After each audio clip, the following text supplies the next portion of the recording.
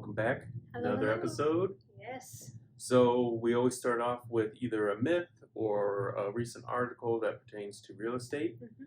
However, we're going to switch it up today. Lydia is going to introduce our article Dun, dun, and dun. we'll discuss.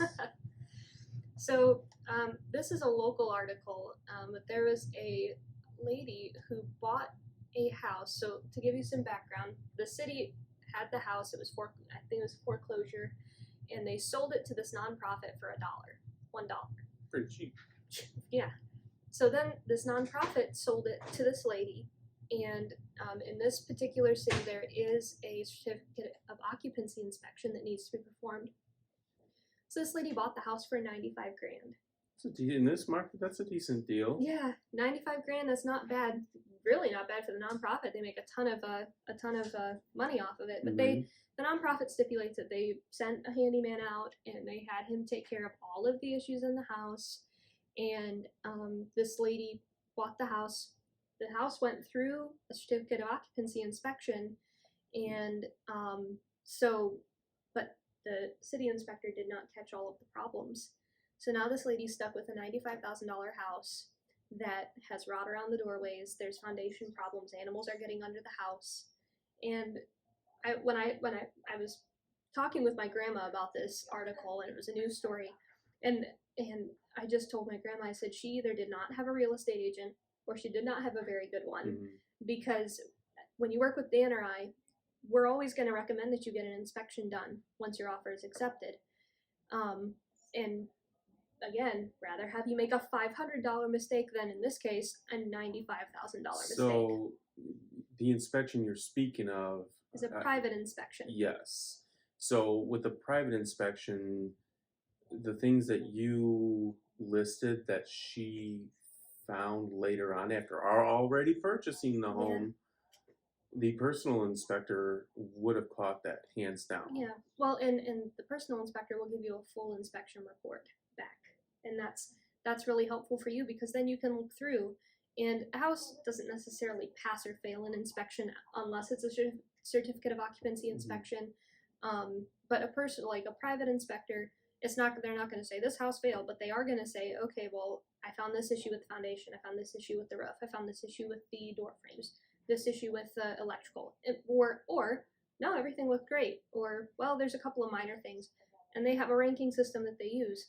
So why would you not, and I know that it's an extra cost, but why would you not go ahead and pay that extra just to know, right, so that you know what you're getting yourself into? Well, and one thing to point out too is a personal inspection versus a city inspection.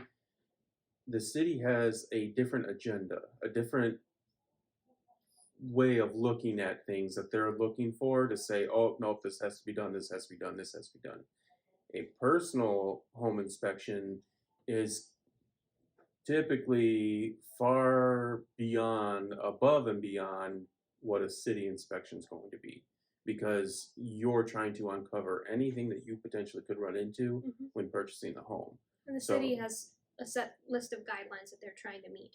Whereas if you get a private inspection done, you just get the whole condition of the house. Your inspector gives you an idea of what's going on with this house. So I think that was a awesome find. I think that was a great way to re-emphasize why a professional such as Lydia or myself is so important, because we are advocating for you, and had either Lydia or myself come across this particular property or a property like it, this would have been a run situation. Turn around and run. Like that, it shouldn't have even gotten to that point of closing on the home. Or if you still wanted it, hey, we found A, B, C, and D. We need that repaired before we even think about giving you an offer, Mr. or Mrs. Seller, whether it's a nonprofit or not. Yep. So with that said, that's going to lead us into the continuation of our buyer series. Yep. So we discussed how to put a deal together, different ways, and again, just touched on it. We'll definitely dive into more episodes, but how to structure a deal so that the seller would want to accept it. Sure. Let's say the seller does accept it. Yay! Oh Congratulations. no! No. Work's not done yet. Nope. So now what? The EMD. You've heard us speak about the EMD on many, many of our episodes. Can we turn that in whenever? Nope. You have got a time frame. Okay, what is that time frame? As quick as possible. Yes. No, but in all seriousness, the seller is looking to make sure that there is consideration here for this deal. Mm-hmm. So 48 hours. Mm-hmm. Turn it in within 48 hours, and usually the listing agent, it's not required, but it is a common practice. The listing agent will ask, hey, can you send over a receipt proving that your buyer deposited an EMD, so that they can take it to their seller and say, look, the buyer is serious. Yep. Here's the proof of the EMD. They aren't just, blowing smoke. Yep, exactly. So let's say you turn in the EMD right away. Now we've just got done talking about inspection contingency, which we always highly recommend. Is there a time frame on that? Is it typical for every single inspection contingency? Do they always have 7 days? Do they always have 8 days? It can kind of depend. Typically, 7 days and then 3 days to give any response, but that can be played with a little bit, unlike your EMD. Yep, exactly. I've come across offers where we're almost there, but the listing agent is telling us like, well, the seller really wants a quick transaction. Can you speed up your timeline for your inspection contingency? So like, okay, if the deal's accepted, we'll get the inspection done within 3 days. So there is some manipulation there. Yeah. But let's say for reference, we'll say 7 days. Mm-hmm. That's the time where we're going to give you a handful of inspectors, and you have to call because it is a cost for you. Mm-hmm. You will pay for the inspection. But you will do your research. Now, when we do give those recommendations, it's based on professionals we've used before and we trust. Yep. Sometimes they differ in price, so that's when, okay, this one's a little bit cheaper, or hey, this one offers a little bit more. That's something that you're going to have to do your research on, but we would provide that for you, so that would help kind of speed up your decision. Yeah, we give you some help there. We're not just going to say, all right, go find it. Right, exactly. So you do the inspection. Let's say everything looks great, or actually, let's say everything doesn't look great. Let's say there's just too much there. What happens now? That's your time. Let's say the 7 days, and let's say you get 1 extra day to decide, so 8 total. We have to let the seller know within those 8 days, we're not satisfied with the inspection, we're not moving forward. Right. To preserve your EMD. Yes, it is very important when and again, if you're working with someone like Dan or me, we're going to go through and explain that purchase agreement to you. You've got to perform within the purchase agreement. If you don't, you risk losing that EMD. Yep. Day 9, day 10. Oh, yeah, no. Oh, yeah, we took a while deciding, but we decided we're not going to. Okay, you can still back out, but now your EMD's gone. Yeah. So, if you're if let's say you're offering 1% of purchase price on your EMD, you're buying a $200,000 house, that's $2,000 gone out of your bank account. Yep. And you are not seeing that money again. It's not going to closing costs or anything. Yep. So it's very, very important to utilize us to make sure that you're staying on track with what's written within the agreement. So let's flip that, and let's say, yep, no, I mean, there's some repairs, but it's not a big deal. It's not anything that's going to make me walk away. Underwriting. Underwriting, documents. Yes.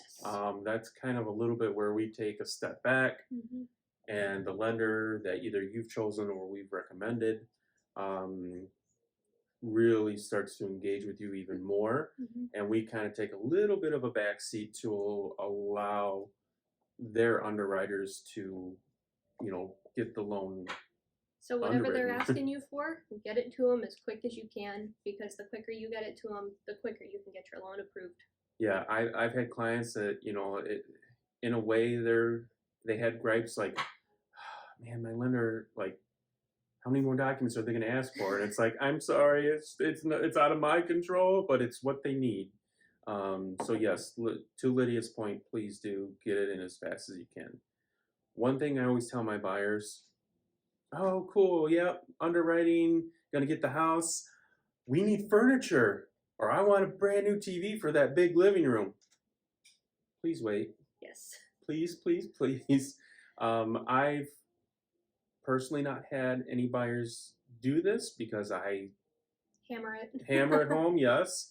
But I have heard horror stories where, oh, I went Gardner White and I bought furniture. I went to Best Buy and I bought that TV. They were having a great deal and I put it on a credit card, opened up a new one. No. Okay, no, yeah, because everything, the underwriting and the lender, what they've done as far as your debt to income, and again, that's a whole nother episode, but now that's off. Now that has changed based on what they told you previously. You were pre-approved.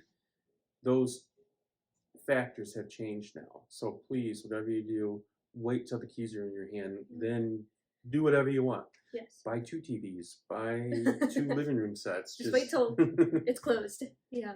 Well, and two, another thing with that is not only don't put anything on a credit card, but do not miss any payments on anything. Don't. Like, just stay on top from the second you get pre-approved. Stay on top of all of your payments. Make sure they're getting paid on time. Make sure you're not opening a new line of credit, not applying for another loan, not doing any of those things. Yep. One thing I've told my clients before is keep everything on cruise control. Everything that you've done up until now to get pre-approved, keep doing it, and just keep it on cruise I control. like that. That's a good analogy. Yeah. Keep it on cruise. And then you get the keys, hit the gas, have at it. I mean, obviously, don't miss any payments afterwards. I would never recommend that, but you know what I mean. Right. But if you're gonna go buy furniture, wait. Yes. Or All right. a new car or anything. So I'm gonna talk about another inspection, and we talked about in other episodes. They're doing the underwriting. The city repairs. Now, sometimes the seller will obtain it and get the certificate of occupancy.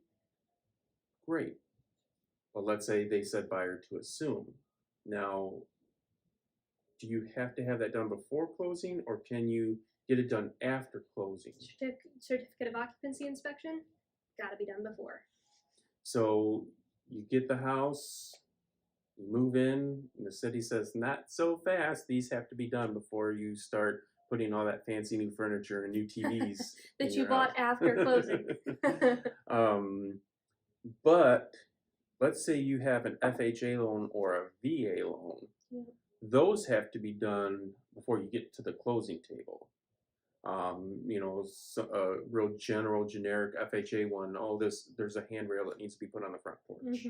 Things like that. I've had buyers where they were FHA, and we went.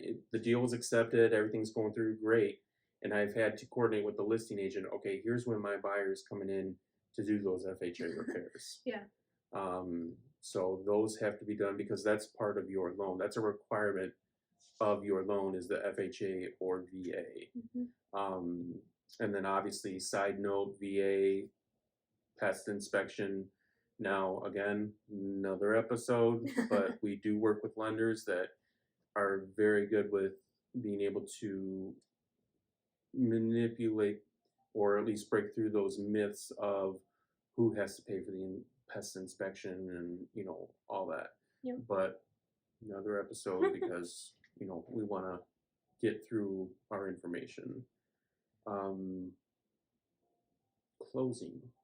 So right. You've made it. We're almost there. So we've gotten the repairs done, if any. If you're conventional, obviously it's not as much of an issue. You're more so worried about city. Um, Closing costs. We've talked about closing costs. Your title company and your lender will balance those numbers to make sure what they title company came up with, the lender's also coming up with. And is there a way to mitigate closing costs? Or, if you're a first time home buyer? Yeah, I mean there are programs that can help you with your closing costs.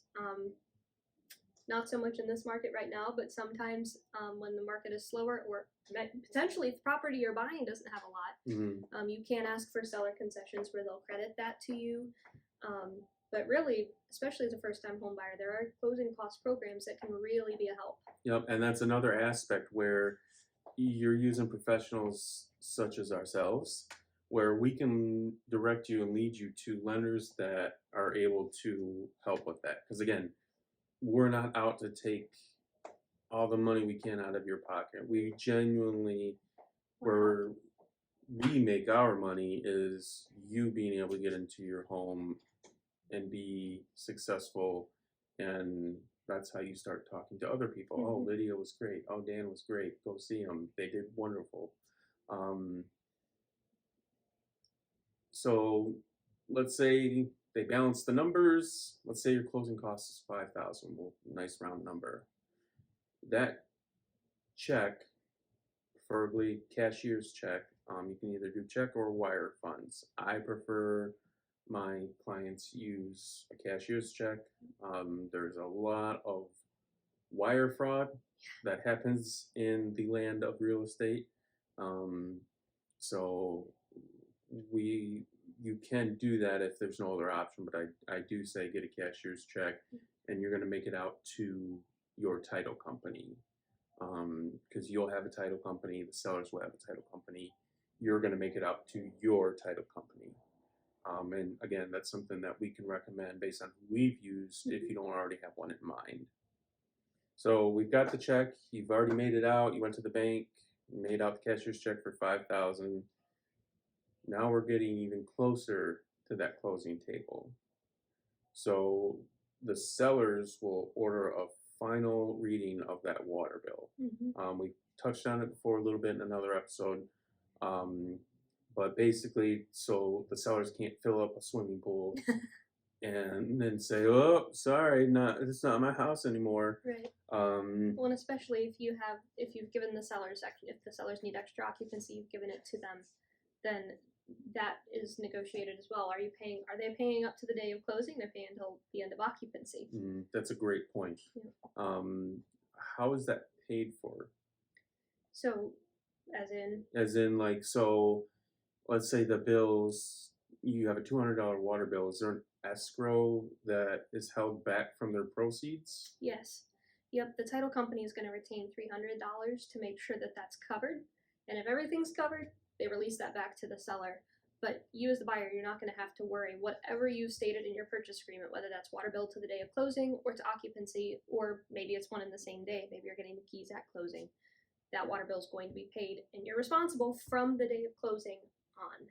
So, and that's another aspect, I know probably sound very repetitive, but we're looking out for you on that. If you're trying to go it up alone and do it on your own, are you looking for that? Do you know about a water escrow? So we're making sure, again, that there aren't surprise out-of-pocket costs for you. So closing, it's scheduled, everything's been satisfied, underwriting's done, FHA, the repairs are satisfied. We get to schedule a closing. Yay! Now, usually when we schedule a closing, all parties are gonna meet to sign over ownership from the seller now to the buyer. But is that always the case? Well, for the most part, but there can be a closing in escrow where one party is not there. But in most cases, it's going to be everybody there.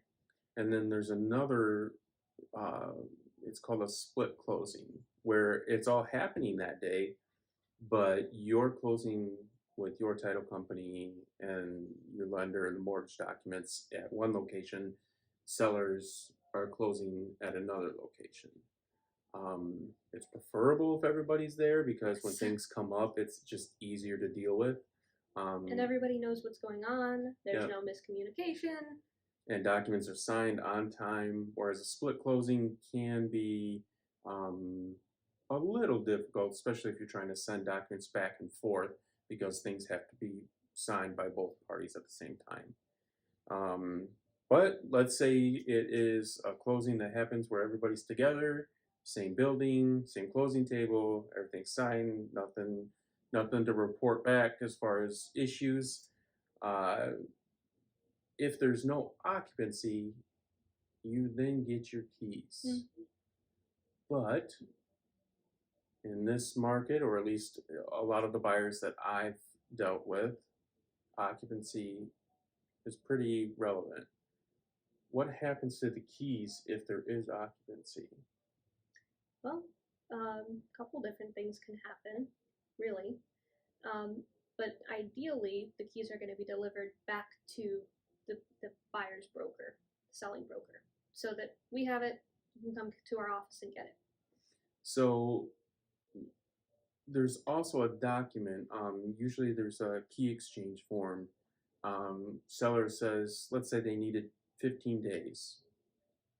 They took 6. Okay, we're all moved out, we're ready, we're fine, you can move in. So then at that point, I'm taking the key exchange form and we're going to that property or wherever, we're meeting up with the seller to both sign and acknowledge that keys have been transferred from the previous owner to now you, the current owner. So that ends, at least in this series, that ends where we're at with buyers. We started off with pre-approval. We started off with how you're going to search and look for homes. Then we started with how we are going to inspect those homes, how to write an offer, how to, different ways to manipulate that. And again, we will have more video, more series on each aspect. We were just giving you kind of like an initial rundown of how things typically go, and then we'll create videos to solely focus on more of those topics. Yep. And then we get to the closing, get your keys. Mm-hmm. You are now a homeowner. Let's go. Now, I don't know about you, but and we've only touched on a little bit. That seems like a lot, right? Mm-hmm. Wouldn't it be nice to have a professional in your corner, such as For sure. Lydia or myself? We're there with you every step of the way.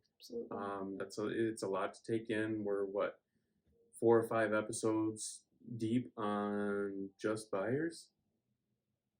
One of the episodes was a 2-part series, and we still didn't even get into everything.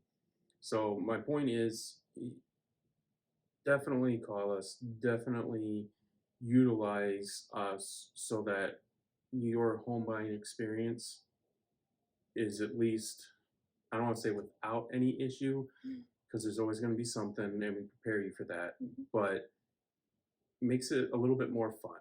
Yes. When you're buying a home, you want to be able to be excited. You want to be able to go into that home, whether it's you or if it's for a family, a young family, know that you're getting into something that's going to pay off later on down the road for you, and sell, and call us again and we'll help you find another one. Right. Help you sell the one you have and So find the next one. we'll end the episode. How do they contact you? Call or text me 734-645-7448 or email me at lydia@yourrealtorlydia.com. Again, I'm Dan. Call or text 313-282-6861. You can also email me, Dan Sturgill, 2 L's, cbp@gmail.com. Take care, guys. We'll take care of you.